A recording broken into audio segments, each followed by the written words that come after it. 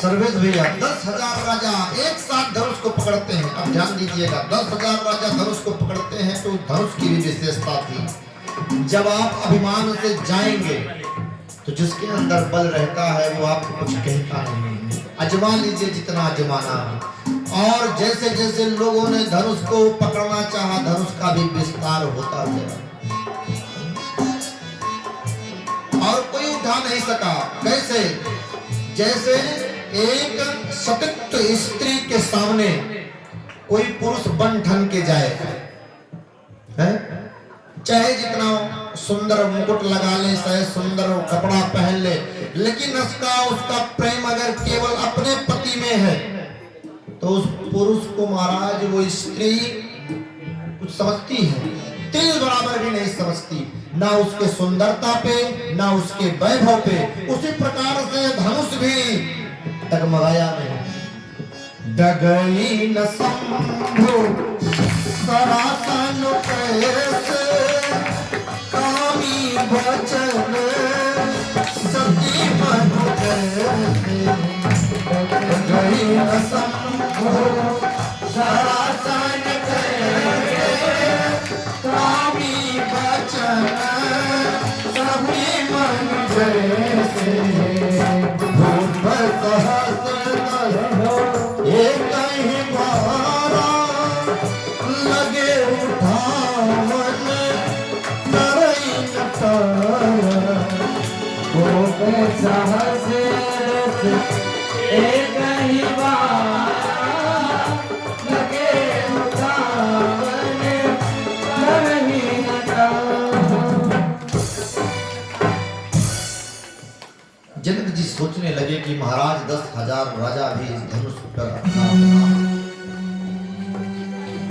अनुमान कर लिए। उन्होंने कहा हद हो गई, अब इस धनुष को कोई भी स्पर्श नहीं करेगा।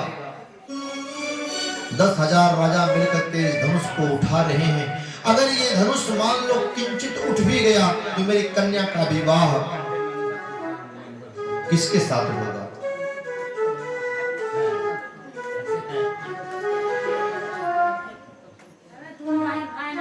हाँ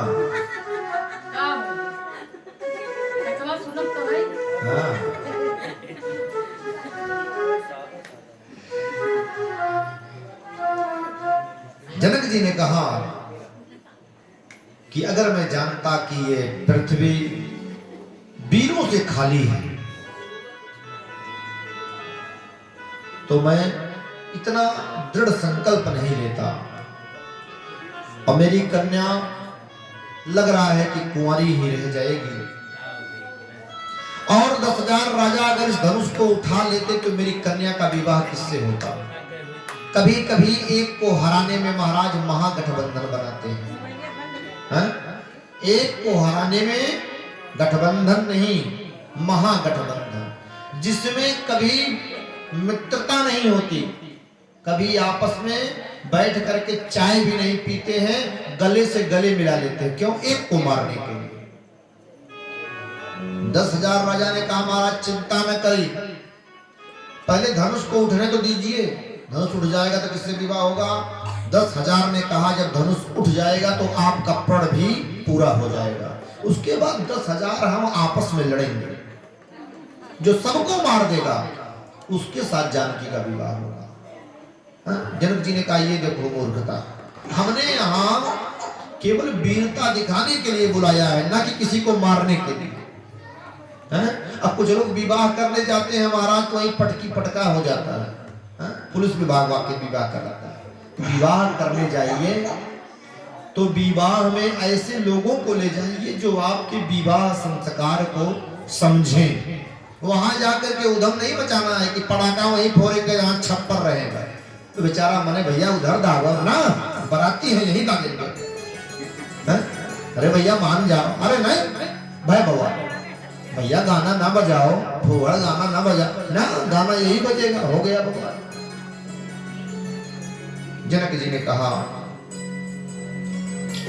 कि लग रहा मेरी कन्या कुंवारी रहेगी और ये पृथ्वी वीरों से खाली है, कही जनक जस अनुचित वाणी, विद्यमान रघुकुल मणि जानी।